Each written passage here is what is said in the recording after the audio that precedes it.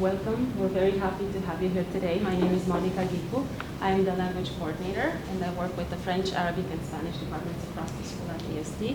I'll let my colleagues introduce themselves. My name is Hiba Balouza Haddad. I work in high school as a high school teacher, and also I'm the K-12 or grade 1 to 12 teacher leader for Arabic language arts. And Good morning. Morning.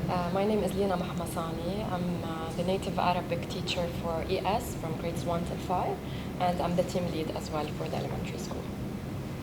So our presentation today will focus on two different things. First, we will start with an overview of bilingualism, because you will see we really hope that our students who learn Arabic as a language arts or as a native class become fully bilingual speakers and users of the two languages, Arabic and English.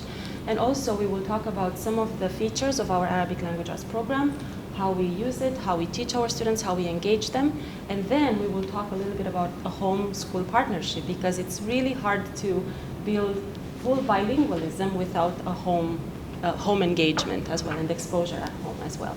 So we will start, as we usually do, with a highlight of our mission, values, and attributes. And for our presentation today, I would like for us to keep in mind the idea of excellence, because we want all of our learning to be excellent, and we want our teaching to be excellent, and we want our students to become excellent users of the language. And also we want to focus on some of the attributes like global citizenship and empathetic. Being empathetic is very important, because we are hoping to build in students the ability to engage with others, but also have patience with others who don't speak as well as they do, or who don't learn as well as they do. So we'll start with a quick definition of bilingualism. As you see, the Merriam-Webster's definition has three different aspects. It first indicates the ability of for one person to speak two languages. Also, it's the idea of frequent use of two languages by a community or by a person, and then the recognition of two languages in a country or in a community. I will play with you next a TED Ed video that we found very helpful and very informative about the different types of bilingualism, and about some ways that we can support and promote bilingualism. After this, we will probably engage in a short little conversation about what you have seen.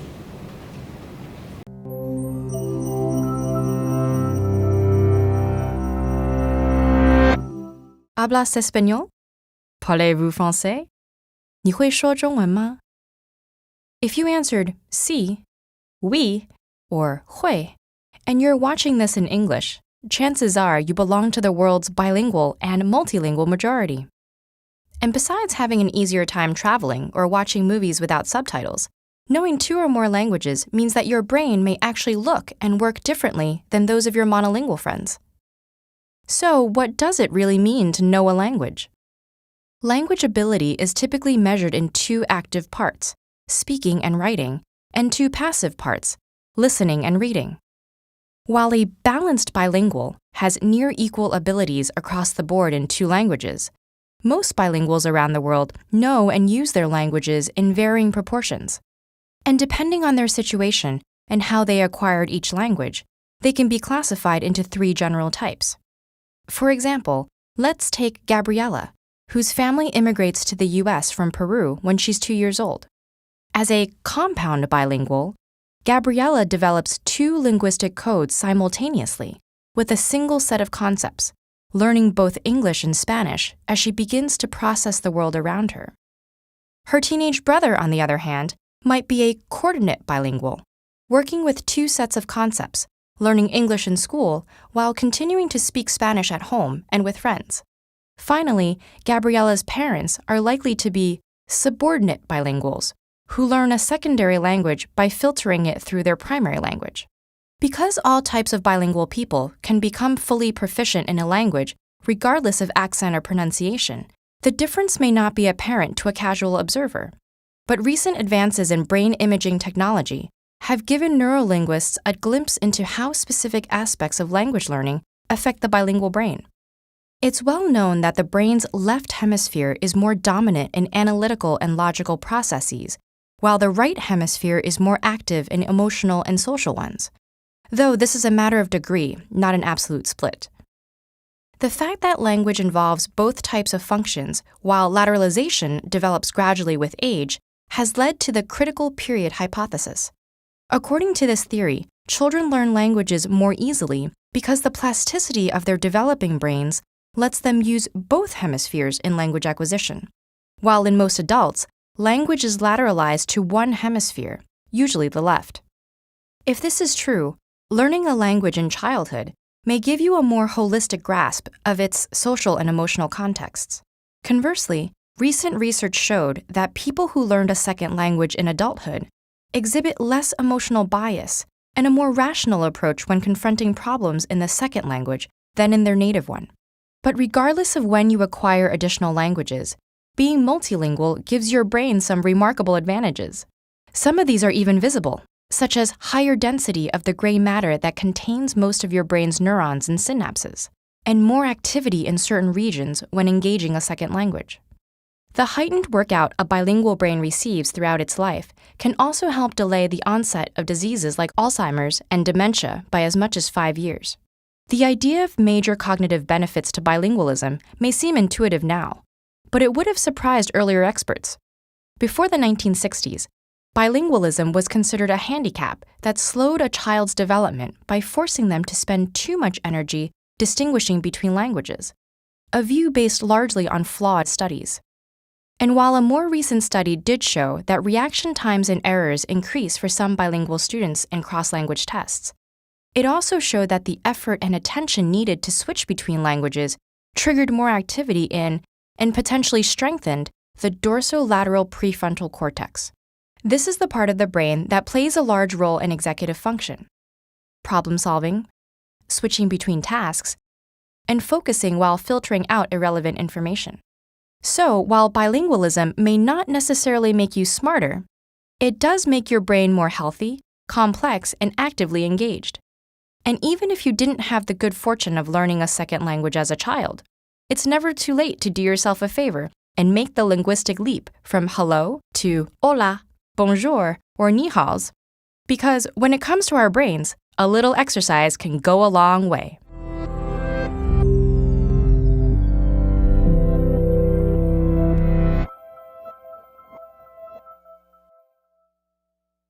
This here is a quick summary, and I'm not going to go through everything, but I just want to maybe engage in a very short conversation about some of the thoughts that you may have had as you watched the video, or some questions, or if you were to summarize one thing that stuck with you after you watched it, what would that be? Would you be able to share with us, please?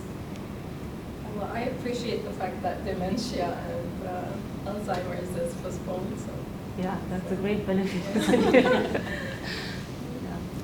Well, regarding neuroplasticity, I'm wondering also about the plasticity between the sort of corridors that have been established here, because I kind of feel like I'm sort of caught between being a coordinate subordinate learner, because being engaged in a very bilingual context when I was growing up, not being bilingual, and then very much as the sort of middle-aged person, being extremely active in two bilingual contexts.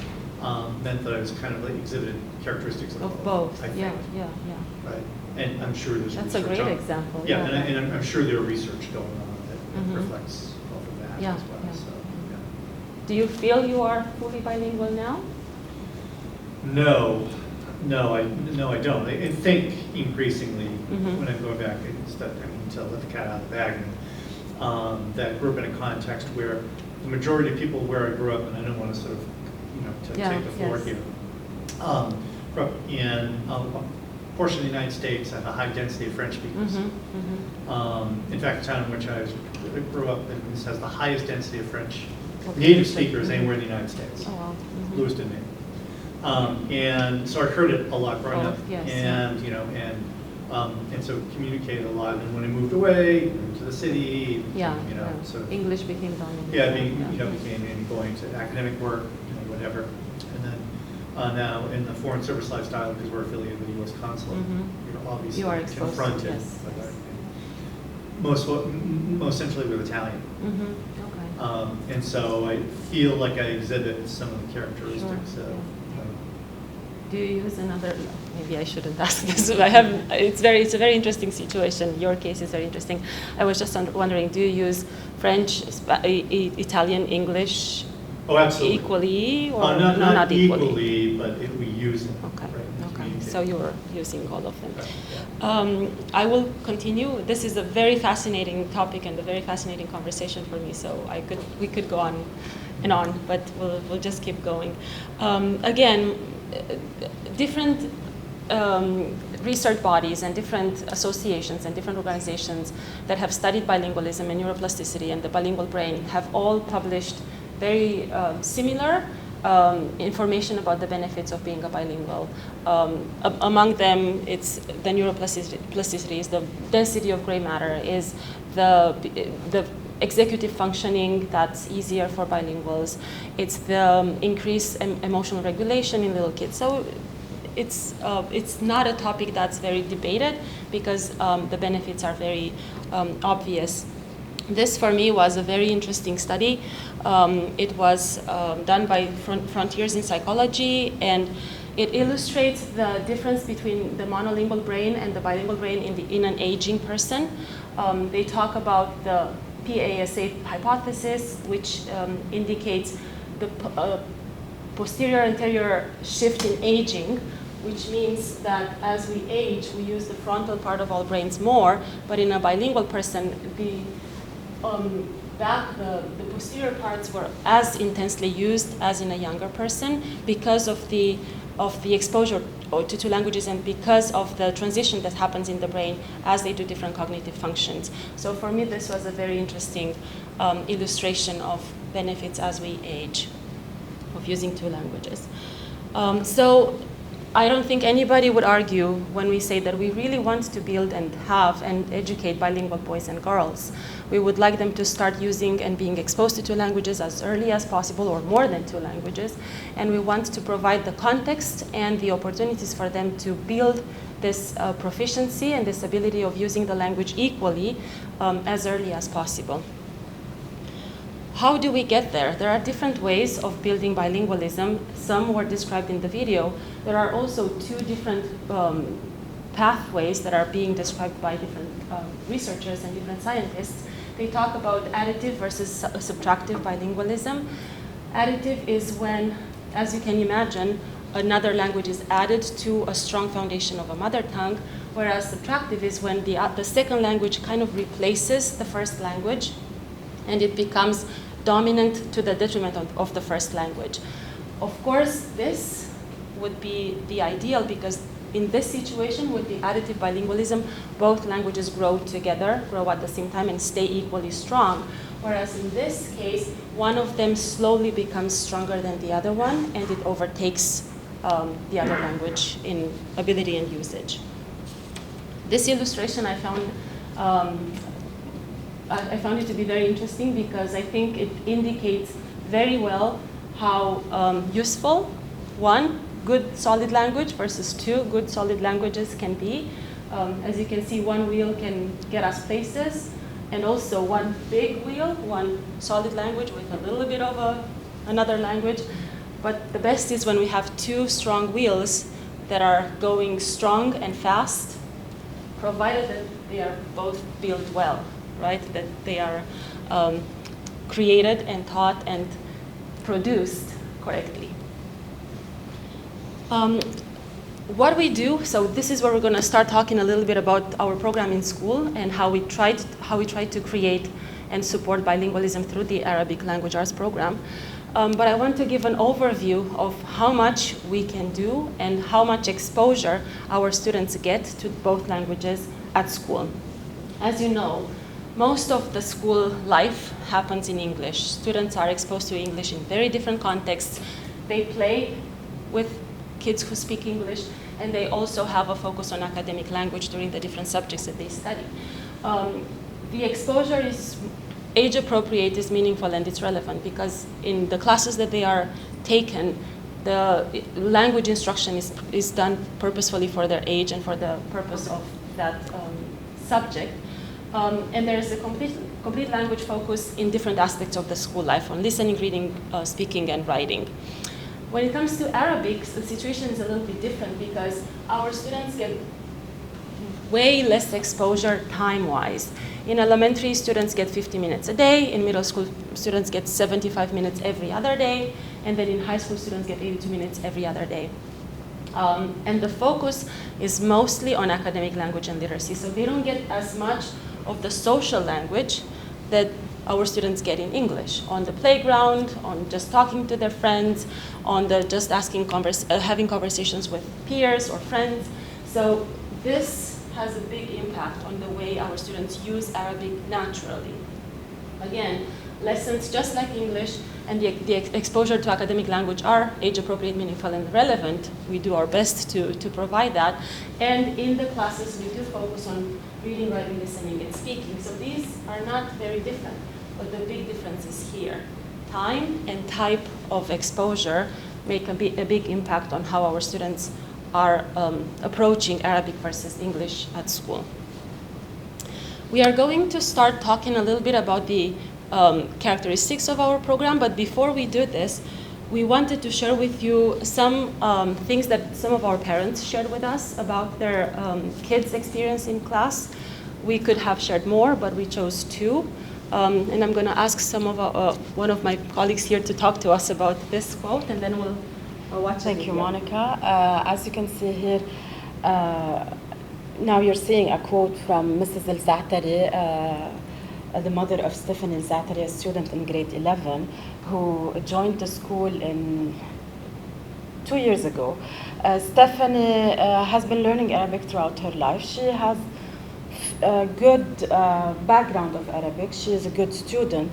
However, this is a message where her mother said that because of the change that we did in Arabic and the way we're presenting our program and our lessons in ASD, she's saying that she's seeing her daughter interested more in Arabic, in reading, and in communicating a lot more. So, as you can see, in Arabic we say ما في حدا بيحكي عن زيتاته عكرين, which means as a vendor, I'm not going to talk about the bad things. I'm always going to talk about the good things. So this is why we thought about just let's see our community, what do they think about our program, and what do they see, and if they see any change and improvement.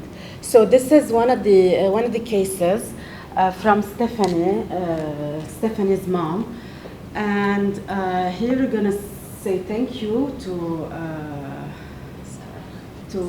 Sarah for this video. Let's watch it together. Sarah, ابني سيف بجريد 3 بياخذ نيتف Arabic.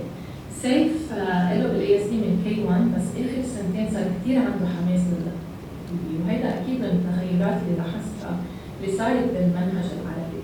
حتى التغيرات الصغيرة مثل الكلاس روم سيت اب والليرنينج سبيس قد ايه صار أريح بكثير. صار في كثير تنوعات أكثر بالتمارين اللي عم يعملوها بالصف، عم بحس الصف بنفس الوقت عم بيتعلم بس كمان منه عم بيزهق وعم بلاقيه كثير مسلي. صارت هيدا من أحلى حصص عنده العربي لدرجة إنه طلب مني أشتري له كتاب البيت، وهو سيف كثير صعب أصلاً لأنه يمسك كتاب لوحده ويقعد يقرأ، سو هيدا بعتبره أنا إنجاز كثير.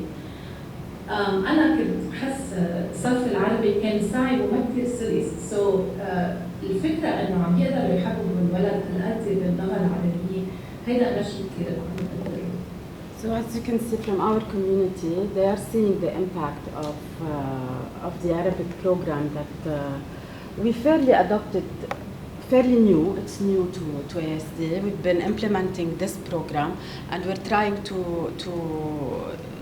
look at the studies and the latest practices in teaching languages throughout the school. So thank you for Ms. Sarah and Ms. Za'atari for this. Now we're going to take you on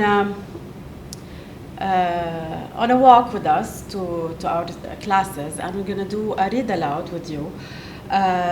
you're going to be students now. Put on please the hats of students and just enjoy a read aloud where Miss Lina and I will be reading a story by Nadam Ghaiz al-Nasr from her book أشياء بسيطة. I'm sorry, it's in Arabic. So this is when you'll be suffering. But this is a short story. We love it. Let's see if you will love it the same way as we do. Thank you, Hiba. So I'll be reading it in Arabic. I can recap a little bit in English if needed at the end. So the story is entitled اللغة الأهل. تمنعت طويلا عن الكتابة. كان علي أن أكتب باللغة العربية أو أن أصمت. إحداث عروبة متطلبة حاملة ثقافة حقوق الإنسان. كان مشروع البيت الذي نشأت فيه مشروع أبي وحلمه. مشروع كنا نشعر أن كلا منا مسؤول عنه. كنت أحس وربما لازلت أن العرب هم عائلة أبي. في هذا البيت كانت العروبة مسألة عائلية متطلبة ومؤلمة. لكن هذا البيت كان مصنوعا من أفراح أيضا، والشعر الفرنسي منها. نصوص لويس أرغون، سان جون بريس، باتريس دولاكتور، دومبان وغيرهم من الهدايا التي قدمها هذا البيت. نصوص قرأت علينا حتى قبل أن نفهم معنى الكلمات بصوت امرأة، صوت خفيف جميل، صوت أمي. هذه النصوص كانت من الأمور التي تسعد أمي، نصوص ساهمت في نمونا. أن تكبر مع الأمير الصغير لسانت إكزوبيري أو من دونه لا يجعل منك الشخص نفسه. ثمة نصوص تساهم في تكوين طريقة وجودك على الأرض، تكون بناك الذهنية، تصبح جزءاً منك، تتدخل من دون أن تدرك في طريقتك في الحب والتفكير والنظر إلى الأمور والتعاطي معها. هذا السؤال مثلاً الذي يطرحه لويس أرغون: هل هكذا يعيش البشر؟ أو تنبيه باتريس دو لا تور دو بان: البلدان التي تفقد ذاكرتها تموت بردا. أو هذا التذكير لسان جون بريس: المهم هو الإنسان وبالإنسان نفسه متى تهتمون. أو تفسير كلمة روضة عند سانت إكزوبيري: هذه الجمل عندما تكون عنصرا من الخطاب العائلي أي عنصرا مما ينميك تصبح جزءا منك.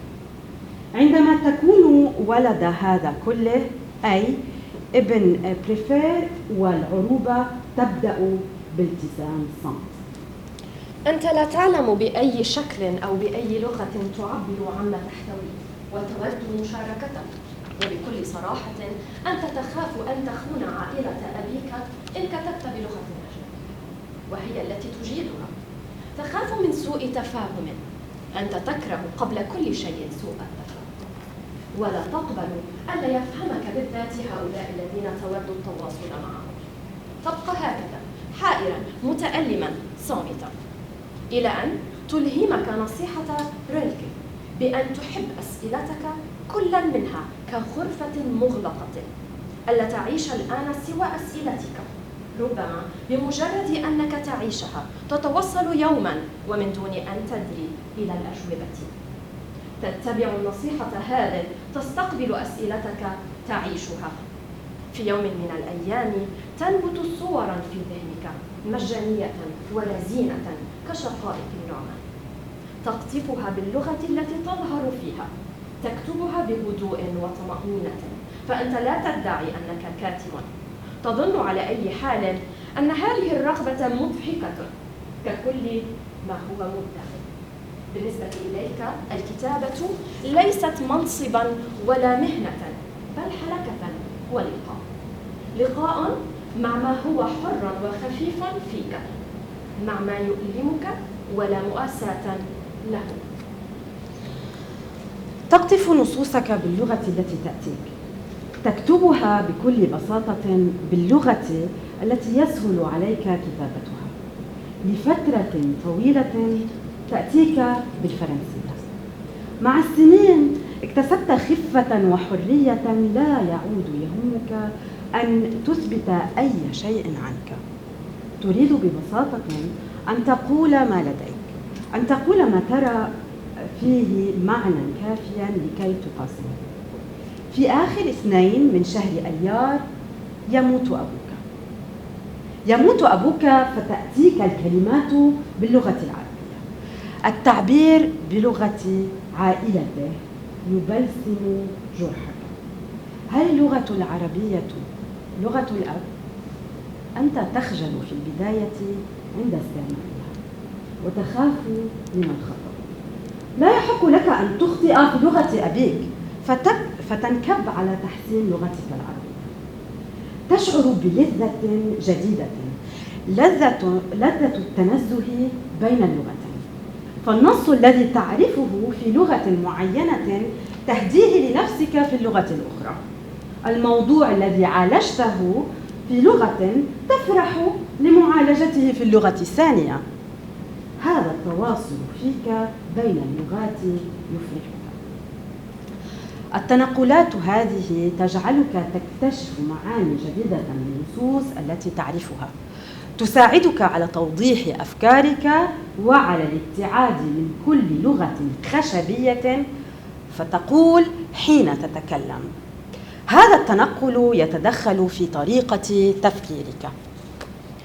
أنت تعتقد أيضاً أن للنصوص أسلوباً كما للبشر مهما كانت لغتها. كل ما حصلته في اللغة الفرنسية أكسبك أسلوباً معيناً وهو بالطبع يظهر في نصوصك العربية. والأسلوب طريقة وجود في العالم، نوع من الإيقاع يميزك. ربما ليس لديك لغة أم، بل لديك لغة أهل كونتها اللغتان مع كل ما تحملهما. ربما هذه صورة بسيطة بديهية عن حوار الثقافات. من لغتي ألمح البحر يقول الشاعر، من اللغتين ألمح بحارا نقول نحن. Just to recap this beautiful piece of reading. So it talks about a lady who wrote this book. She used to live in a house, a bilingual house. Her father is Arab. However, they used to read a lot of French poems and literature at home. So she's very, a mixture of both. And since she was a kid, she used to express herself freely using the French language. This was her main strong language. However, when her father passed away, she just shifted to Arabic because this was her main kind of grief moment to release her emotions through this language because this was her father's language. And she thought that expressing herself using this language will reconnect her kind of to his soul.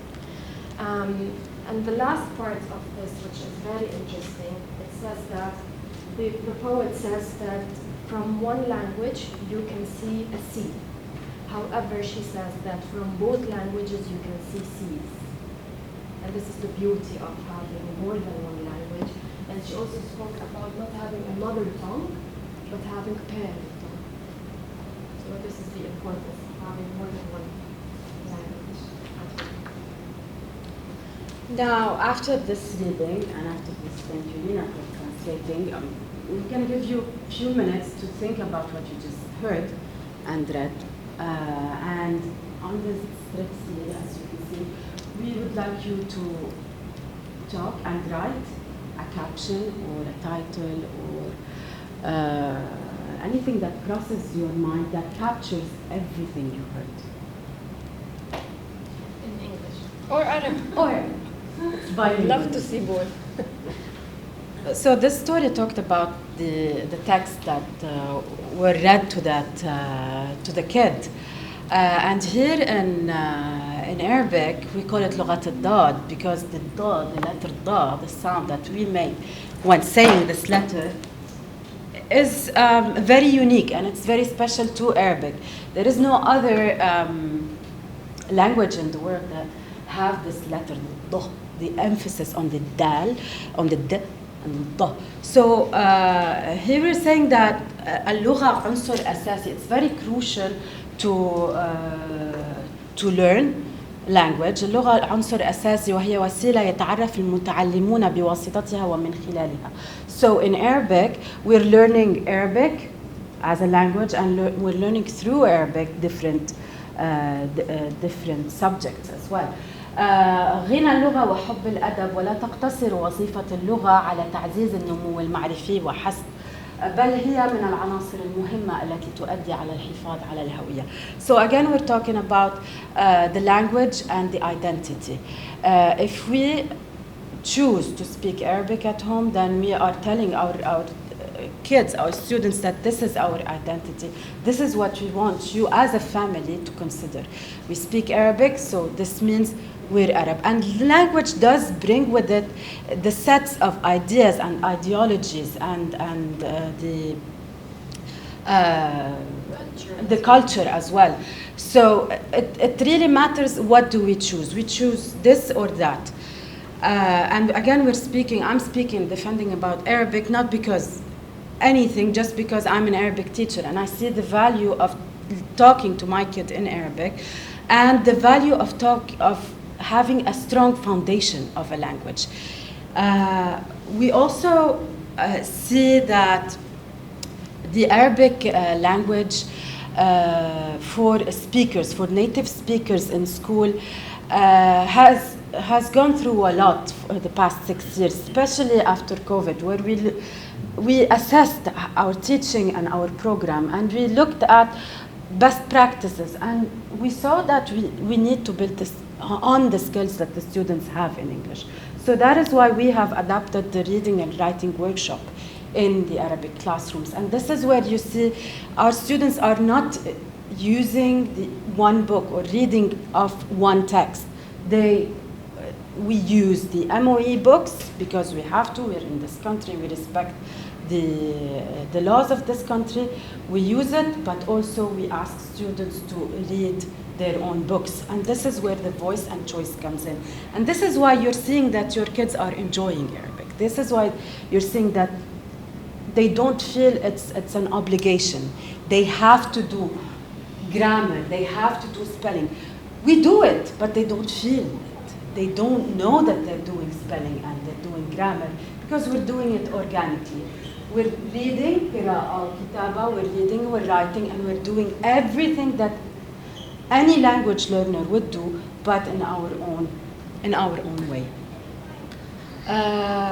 So we are using the MOE standards, the Ministry of Education, and we are using the books that they have for us.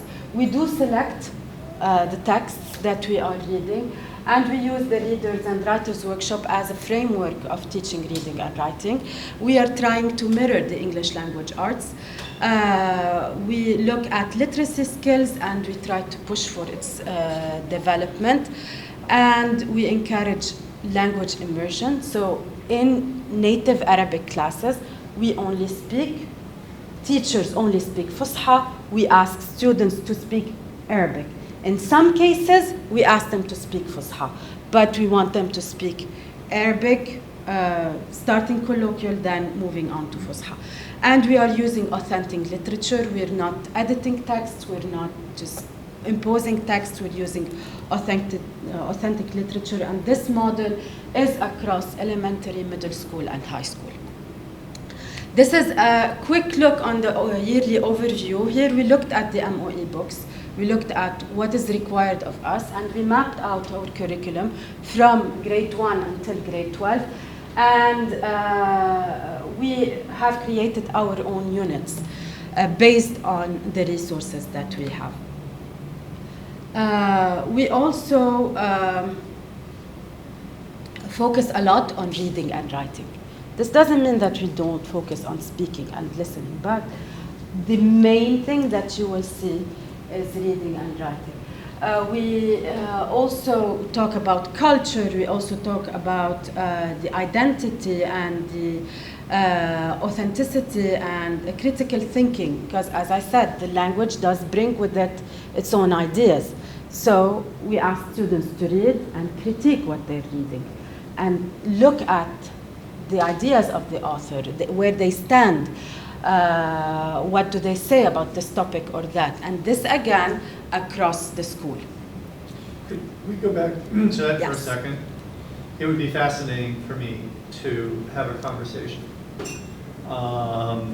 with your teachers and anyone involved in managing how the language is taught here, to sort of to tease out what you mean by Arab culture and celebration of Arab identity, and the inculcation of the notion of the Arab world within four walls. I mean, to me, I find that not only fascinating for how, because there can be different interpretations of how that's going to be, how you bring it. Maybe you have 5 different teachers here, right? Definitely. And then how would you assign a kind of a baseline across the board, but how the kids who are not from an Arab culture would experience that. Yeah, I would really be interested to know what that's like. This is part of enhancing the global citizenship attribute, which is part of the ASD attribute as well, and just appreciating the host country specifically. So I can give you an example.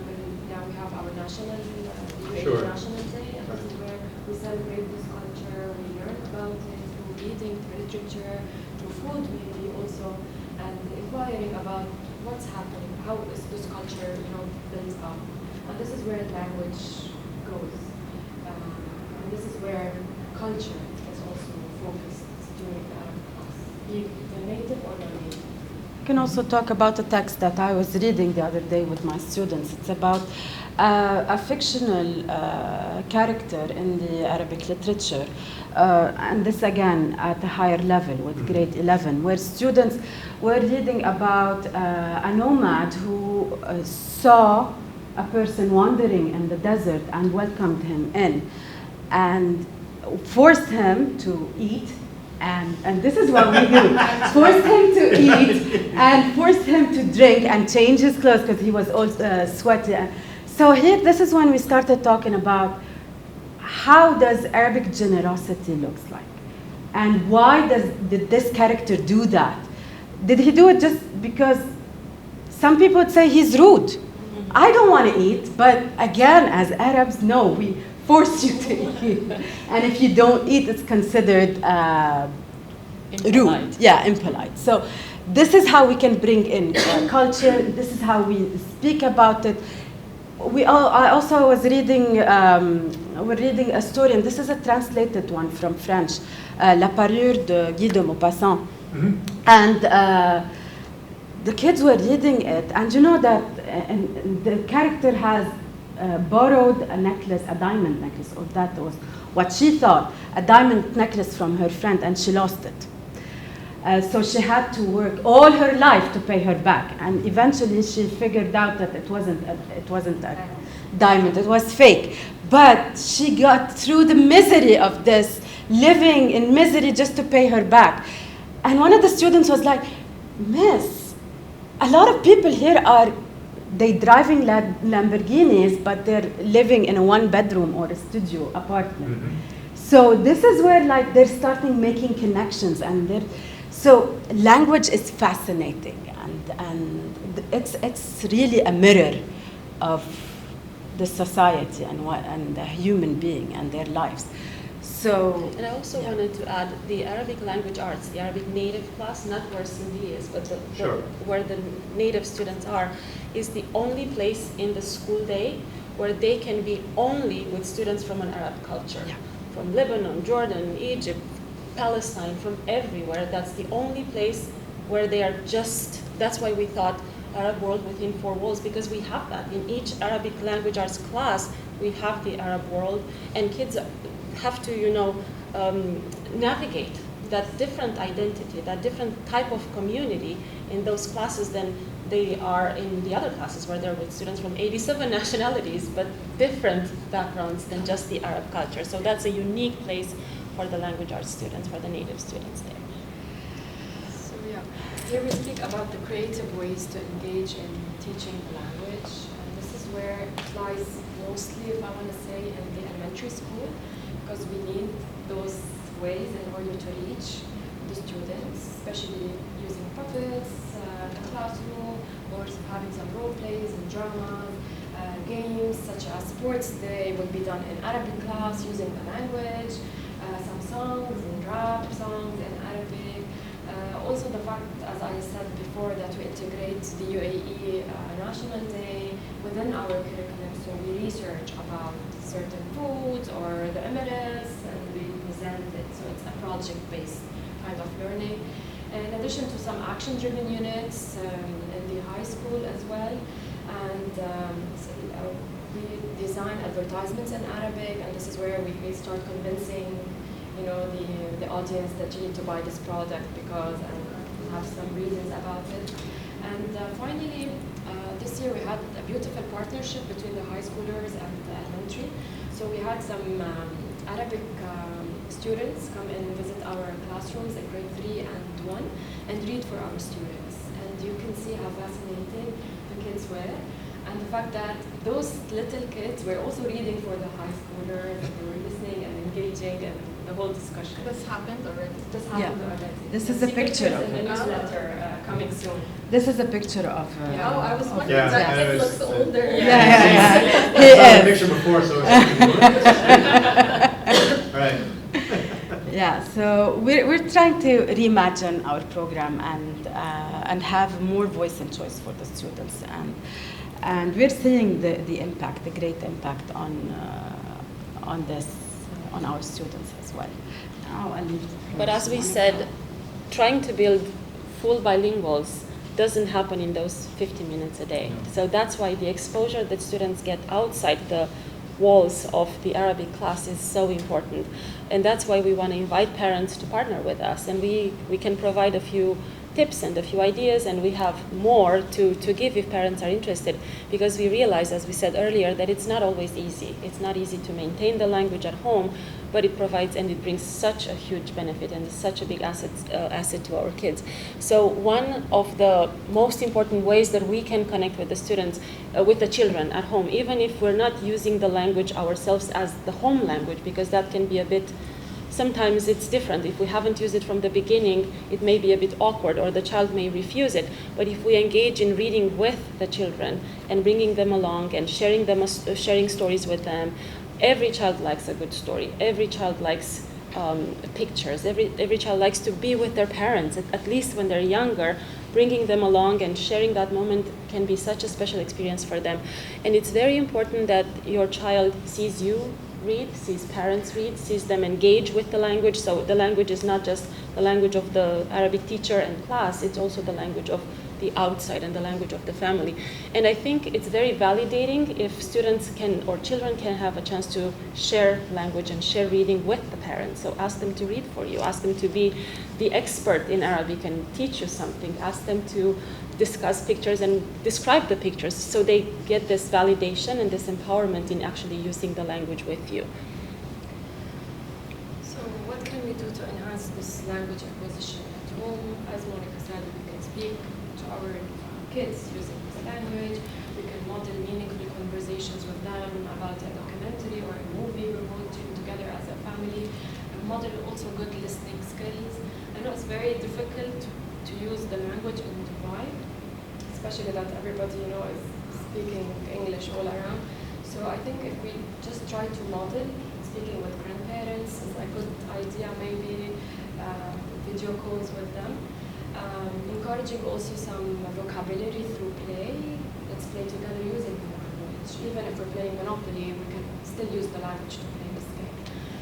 In addition to having some activities and sing with your child. I know some, songs are for little children, but there are beautiful songs for adults as well, and for older kids that they enjoy listening to, especially with the Arabic music.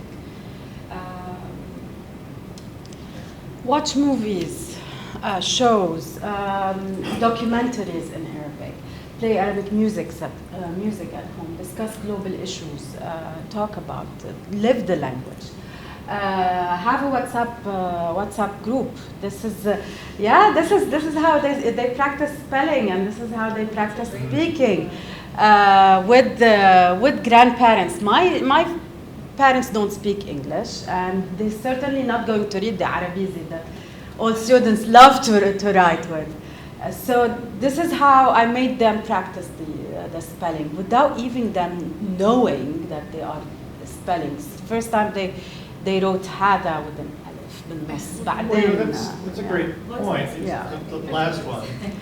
So, how would you suggest that I would model appreciation of Arab identity, culture, and language as a non-native speaker, and as someone who has, limited facility or exposure to it?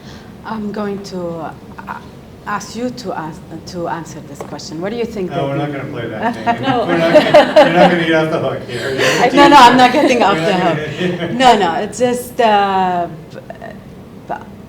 as an Arab, and if I'm going to appreciate anything, regardless if it's Arabic or not, I have to show it to my kids. I have to live it. So it might be a simple question of what did you do today?